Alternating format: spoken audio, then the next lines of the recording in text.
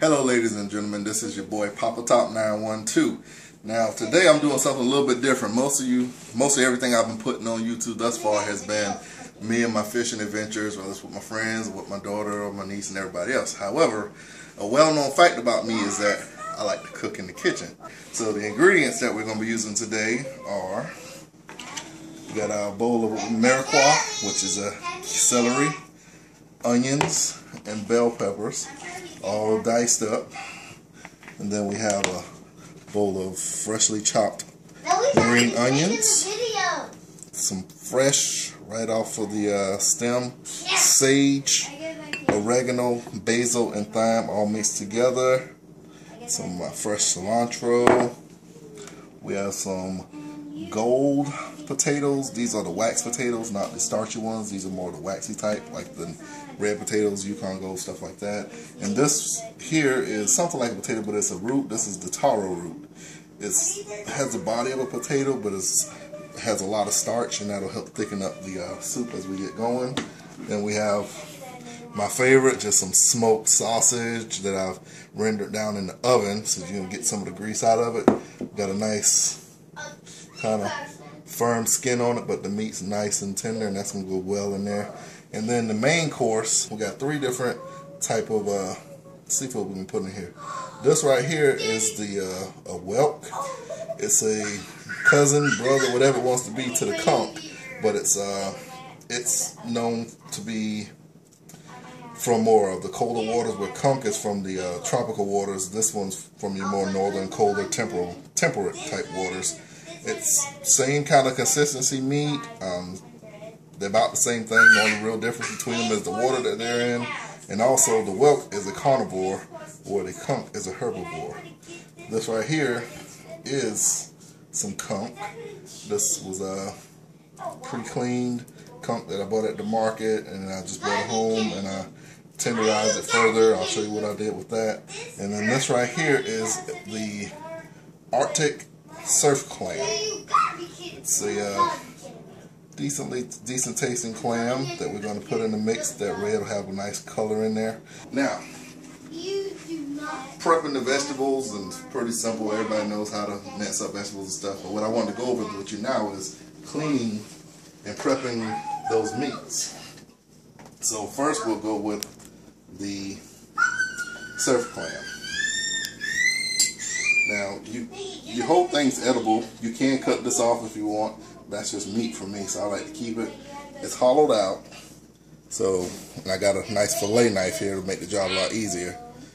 But if you stick it in there, it'll go right through. You can come right out that tip. And you just pull it open. Now, if you see inside of there, you see that yellow? That's what you don't want to eat. When you eat this as sashimi and stuff like that, if they don't cut it in half, you're probably eating this. So when you're going to get your sashimi at the sushi restaurant, make sure they're cleaning that Arctic surf clam. And also, if you just have Arctic surf clam in a fresh vegetable type salad, you want to get it clean. So then, in order to clean it, you just run it under some water, rub your fingers on it. You'll get that yellowish glue out of there, and if there's any sand in there, you'll get the sand out too. And you still see in there, that may look yellow, but that's the meat inside of the clam. That's not the yellow glue. That's just the coloration of the clam. Now the other thing I do to this is I'm not gonna beat it up with the mallet because it's already thin, but if you just go across the back side of it and just score it, almost like you were going to do julienne, but you're not going through the whole thing. That'll just, you can see those little slices. It's going to help tenderize it, and when it's balling in the pot, you'll the flavors will sink through it that much quicker. This little guy here, you're just barely letting the knife run through it. Alright, the next one we got is the whelk. And see, he looks just like a little conch, but you're going to take him. And I actually use my other knife. It's getting it's a little stiffer, so I can cut through it a little easier. Just cut right down the back of it. Cut them in half. So you split them in half, and then actually this guy here is clean. He doesn't have You can see like right in there, you got a little bit of yellow fat right there. We're gonna clean that out underwater. That wasn't what I wanted to show you. There's a certain organ in here that you want to get out. And here we go. See that organ right there? You want to take that. I really don't know what it is. I believe it's the digestive tract. It's got brown, sandy substance in it. So it's probably food and sand off the bottom. So that's the part you're going to throw away. I'll just put that right there in the sink for the moment.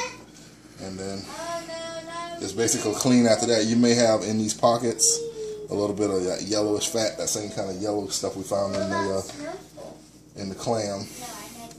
But those two weren't that dirty. So now I do the same thing again.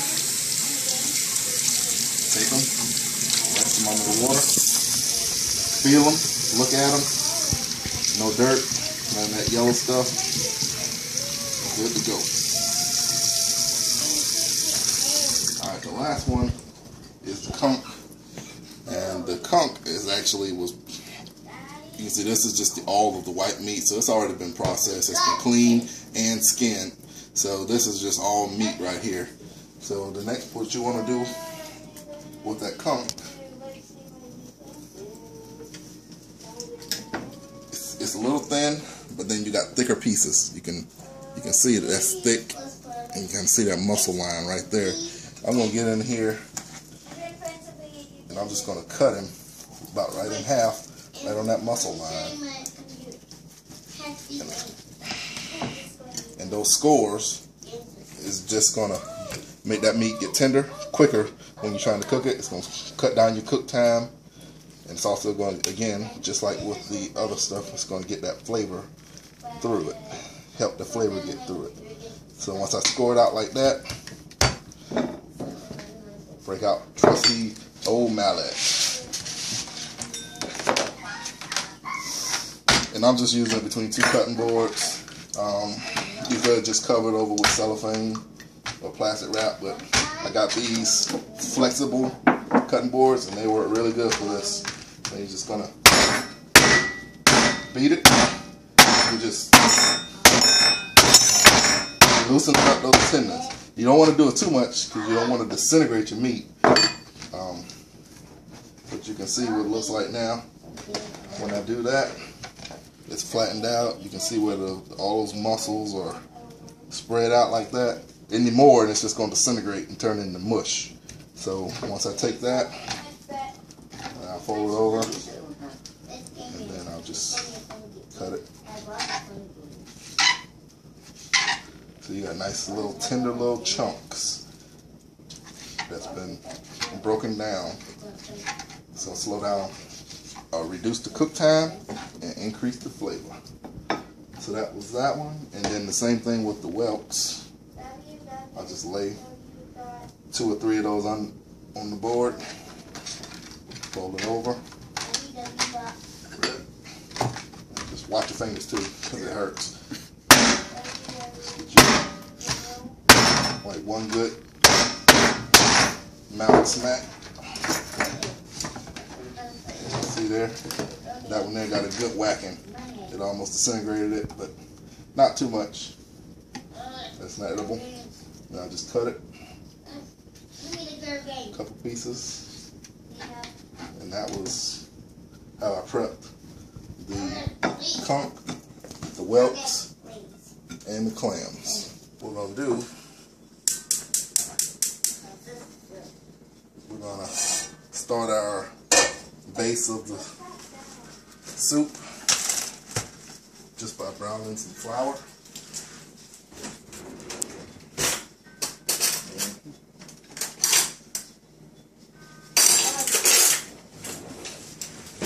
You can do this with butter, but I'm just gonna just do it with flour without the butter this go around.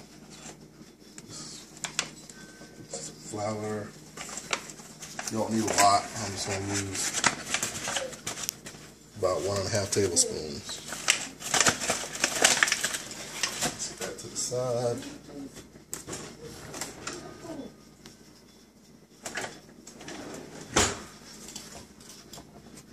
And you just, this will take about 3 to 5 minutes to get it to brown. I got the heat up on high now. When it starts smoking, or you can turn your heat down. But the main thing you want to do is you just got to keep it moving once it gets hot. Right now I don't have to do as much to keep it moving. So while it's doing that, I will get my measuring cup.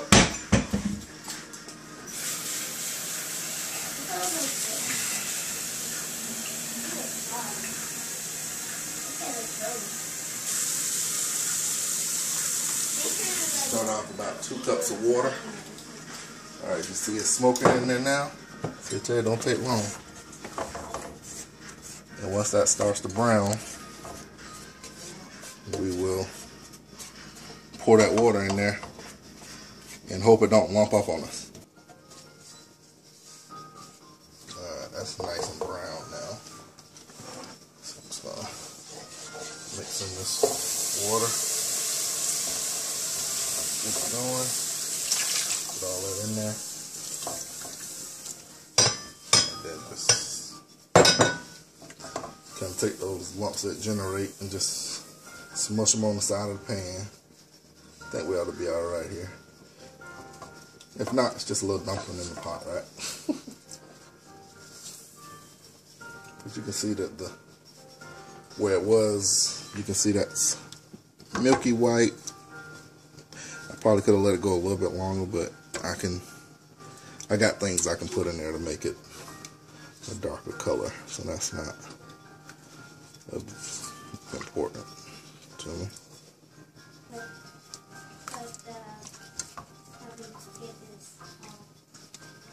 Alright, let that go for a minute.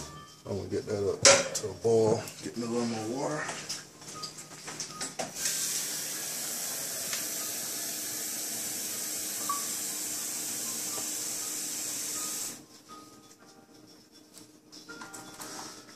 It's about 3 cups here. You'll have anywhere from 4, 5, 6 cups of water when it's all said and done. Let's just see. I don't know if you can see it, but you can see it's thick.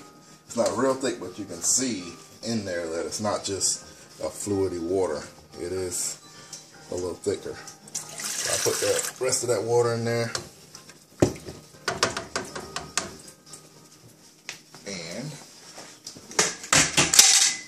Grab my mirepoix, dump all that in there.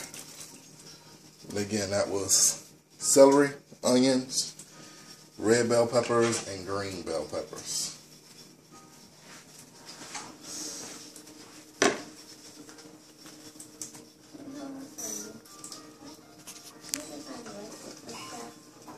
Then I'm going to take the whelks.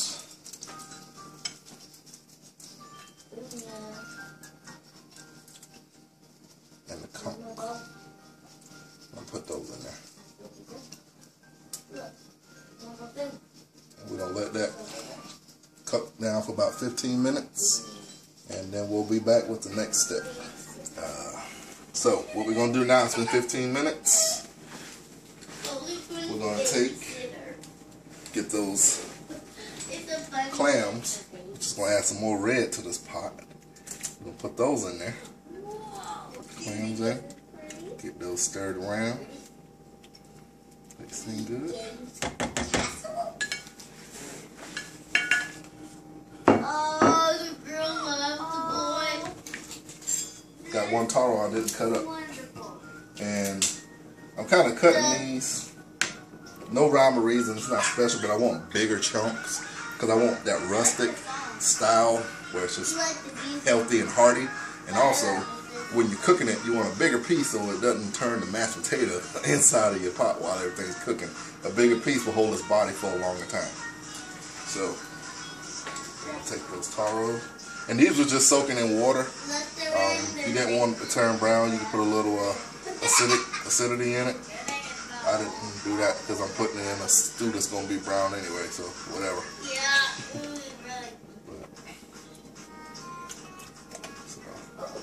That's those taro roots. And the same thing for the potatoes. And those taro are a little harder than the potatoes are. So you're going to have two different consistencies in your bite when you go to eat this. We got this pot full. Try it again. And this is much better.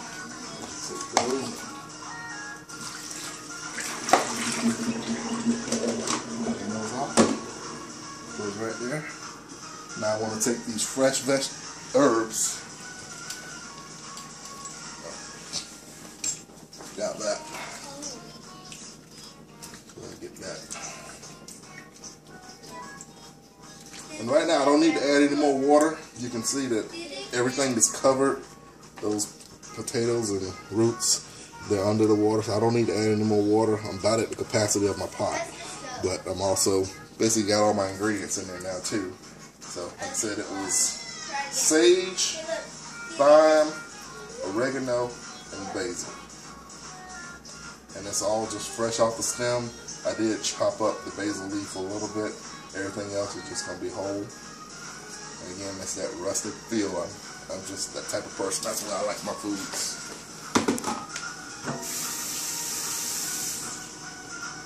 Alright. And I'm going to go ahead and put the cilantro in there. The cilantro is a pretty strong flavor. So I'm only going to put half of it in here for now. And then, depending on the flavor at the end, I may put the rest in. But I also use it for garnish if I don't put it in there. Just to have that crisp, fresh, pungent. I consider cilantro to be a little more pungent. Started on parsley when I grew up. That's what we use a lot of parsley, but I have since found cilantro since I moved up here to the big A. So I use a lot of that now. You can kind of just see it's just a looking in the pot. It's just a little bit of everything in there. And next thing I'm gonna do, I'm just gonna add just a little bit of Hungarian paprika. It's the sweet Hungarian paprika. They have two types, one's sweet, one's not. I like the sweet one. That's the only one I use, and I'm not a measurer. I just go by feel. So whatever that is, that's how much I use right there. That's where I'm gonna start. And see, that's kind of making that a darker color. Remember I told you I had other things that I could put in there to make it darker if I didn't get the flour dark as I wanted it to. So, got that in there. And this is a seafood dish. So I'm going to use just a little bit of Old Bay right now. I'm not going to put any salt or anything in there right now because all that seafood I use is from salt water. So it's naturally got a salt in it. So between the natural salts coming out of those meats and the herbs and everything else that I'm putting in here, you don't have to put a lot of seasoning in the pot. Just let all that natural stuff do the work for you. But because it is seafood, I'm just going to put a little shake of that Old Bay in there. You can see that's probably a third of what I use for the paprika. Let's get that mixed in. And last but not least, just a shake of black pepper. 2, 3, 4, 5. Just a few shakes of black pepper. When we come back to finish off the pot, we'll season it to taste. But I just want to get some seasoning in there now so it can kind of soak into those chunky pieces of meat. Give it a chance for it to soak in. If you leave it unseasoned all the way to the end and then you season it up, you'll have a good roux, or your gravy will be nice and flavorful. But sometimes your meat may be just a little bit bland towards the center of it because it hadn't had a chance to sit in there and soak. But if you do it and then let it sit overnight, oh yeah, they always say a pot of soup is always better the second day because all those ingredients just get to soak up into one big pot of deliciousness. So I'll let you take one more good look at this, and we're going to just let this go for another 15 minutes. And then we'll come back and we'll see what we can do about finishing off the pot. One more thing I am going to do now is I started my pot of rice. I'm just using a dry white rice. I'm using jasmine today, long grain jasmine. I like my rice dry, so my ratio is 1.5 to 1. Whatever you can use a cup, a saucer, a jug, or whatever you use. I go 1 cup or 1 unit of rice, 1.5 units of water. That gives me a dry, individual grainy type rice. And I just put a sprinkle of salt, and I use sea salt, and then a 1/4 stick of butter. And now that it's melted up a little, I just stir it so that the butter can get all to the bottom. And they say don't open a rice cooker, but yeah, whatever. Ain't never happened, nothing happened bad yet. So just close it back down. And the rice cooker is my friend. I can cook a lot of things, but a pot of rice on the stove just seems to be my crux. So my trusty rice cooker gets it right for me every time. So that's my best friend in the kitchen. 15 minutes, we'll be back to finish off this pot. Alright guys, welcome back. It's been 15 minutes. We'll take a look at the pot there now. Things are cooking good. Just going to take a fork and just kind of stick it into that potatoes about done there. And I'm going to stick one into the taro. And it's getting there too. So now we can go ahead and season up the pot. Like I said, we haven't put much seasoning in there in the beginning because we want to just let the natural juices and herbs do what they do first. So take that spoon.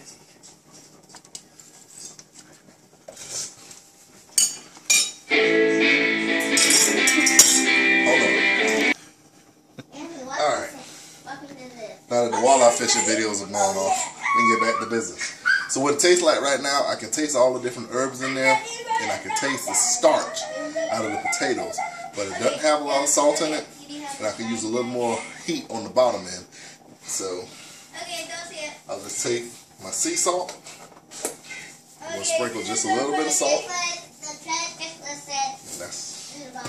that's a start.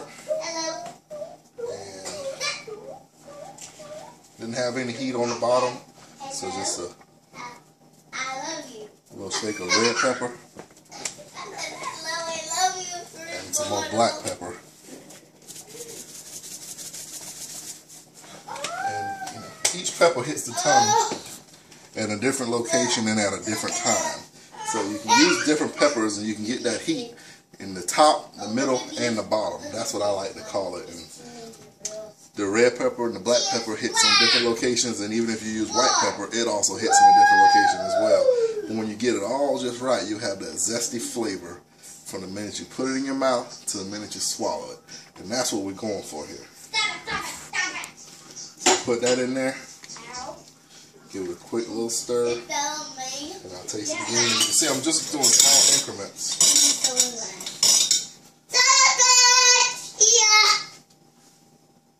Put it on the counter. Are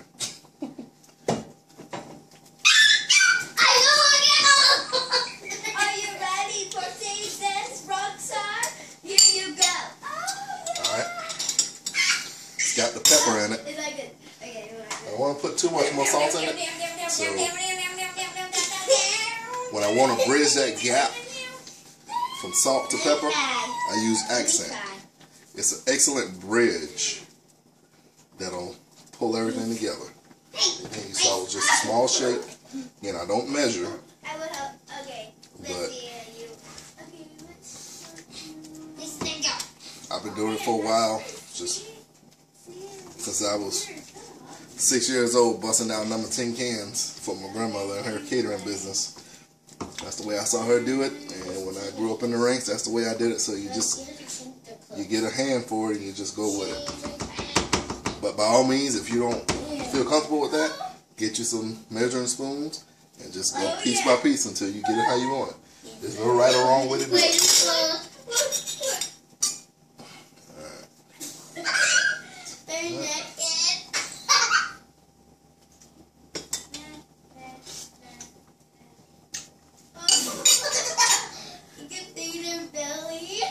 I'll go just a little pinch of salt, pinch more, a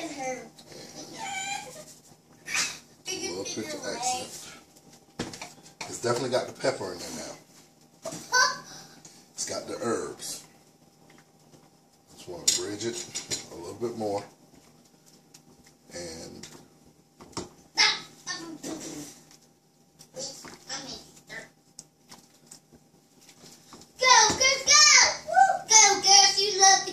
girls who know me. Girls who you love me. Oh yeah! You got it.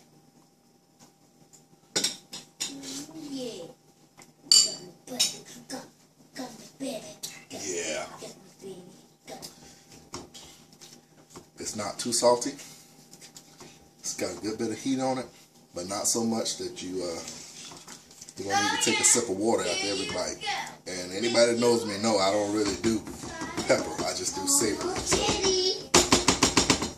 I think we're gonna be in business there. So let's get to the next part to finish off this pot. Here's where my southern roots started coming in. Some frozen cut okra and those smoked sausages. Take those sausages, pour them in there.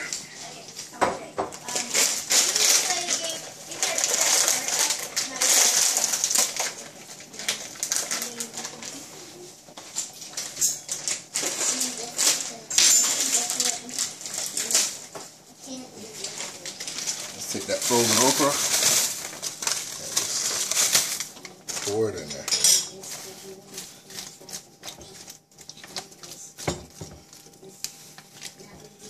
Now, I know you can't smell or taste this, people, but you can't tell me, if you're still watching this video at this point, that you don't want to get you a spoon of this. It's got the conchs, the clams, the whelks, the sausages, potatoes, taro root, all those fresh herbs, freshly chopped vegetables. I know I'm making you hungry. I'm making myself hungry. Now you see that? See how nice and brown it is there now? That's the color we want it to get. So now, it's got a little bit of body to it, and when that okra starts to slime out, it's just going to thicken up that sauce, and we're going to have us a nice cup of soup or stew when we drench it over that rice. Now, the last thing I'm going to put in there is those green onions. Put those in there now. You see the new girl? I just sent them some. And I'm going to save the rest for garnish. Ready? I'm ready. Mix those down in the mix. Now, one thing I don't have in this dish, and it's keep having to pull myself back from it, is garlic. I use a lot of garlic in my cooking, but I'm not using it in this meal because I just don't want. Daddy, before you finish the show, come look at this. Okay, I'll be there in a minute. Wait, let's show it to him. I want to savor those other herbs, so we're gonna stay away from the garlic today. I can definitely taste it. It's not in there. Yeah, you got cheerleaders. That's a big girl. No, but look at their clothes. Alright. What did you think? So, like I was saying, I can definitely taste that the garlic's not in there because I use a lot of garlic in my cooking, but I'm purposely not putting it in this dish because I want that exotic flavor that I don't normally have for my just traditional southern cooking. So, at this point, I let my partner in crime here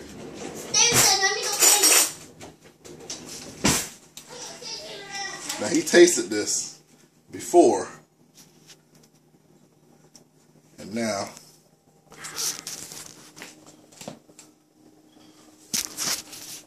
let's see what it's gonna be like now.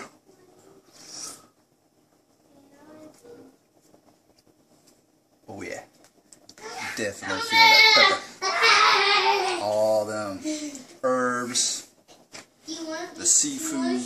You want me to show you It's just delicious. how it's gonna be?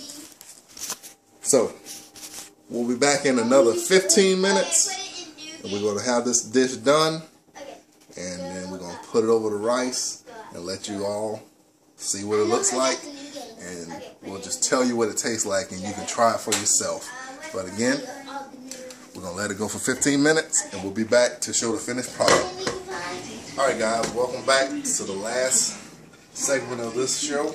And I'll let you see it firsthand. It's been 20 minutes at this point, but there is the finished product right there. I'm good and turn the fire off now. Just give it one more little stir. And also give it one final taste test.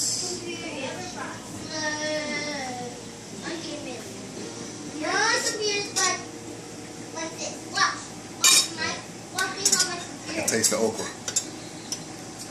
Just another layer of freshness on top of everything. So,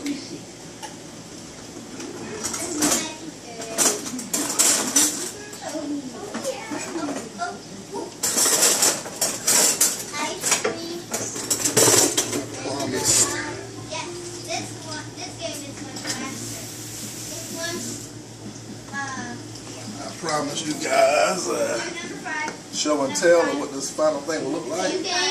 So come over here and this is that perfect pot of rice I was telling you about. See those individual grains in there? It's fluffing off. That's how I like my rice, just like that. So I'm gonna take a couple spoons of that rice.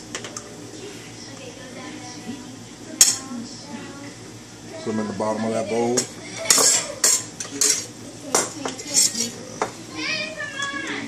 One for me and one for my buddy, the sous chef.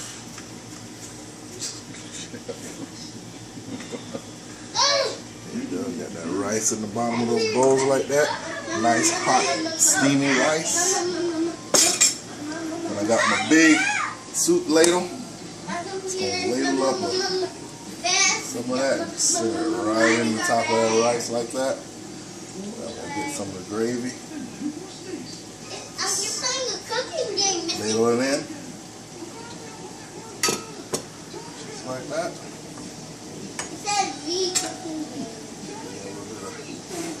Same thing again.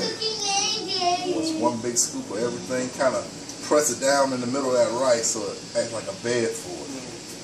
And then drench that juice all around there. Now if you didn't want the rice, again, if you didn't want the rice, you could eat this by itself in a bowl. It's like a bowl of soup.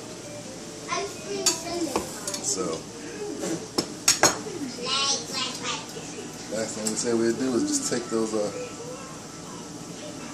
fresh green onions that were chopped, a little garnish on top, and then just another little bit of that cilantro just for that last little herb, fresh herby taste. And there you got it.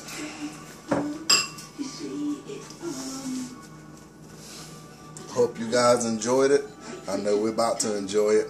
Like I said, I wish you were here to taste it, but you're not. So try it for yourself. I'm sure you'll enjoy it.